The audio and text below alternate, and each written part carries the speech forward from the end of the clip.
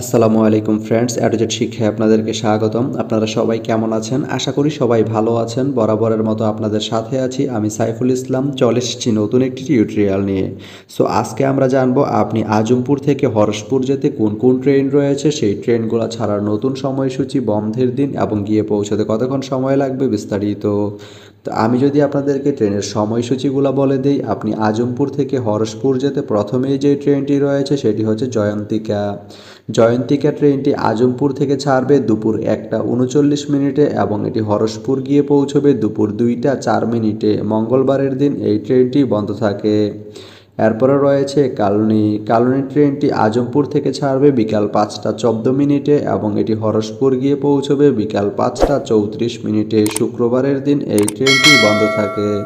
তো আপনি আজমপুর থেকে হরসপুর যেতে এই দুইটি ট্রেনের যে কোনো একটি ট্রেন ব্যবহার করতে পারেন। তো ভিডিওটি কেমন লাগলো অবশ্যই কমেন্ট করে জানাবেন। আর ভিডিওটি যদি ভালো লেগে থাকে বা আপনার কোনো উপকার এসে থাকে তাহলে ভিডিওতে একটা লাইক করে দিবেন, কারণ আপনার একটা লাইক আমাকে অনেক ইন্সপায়ার করে নতুন নতুন আরও ভিডিও বানাতে। তো ধন্যবাদ সবাইকে ভিডিওটি এতক্ষণ ধৈর্য ধরে দেখার জন্য।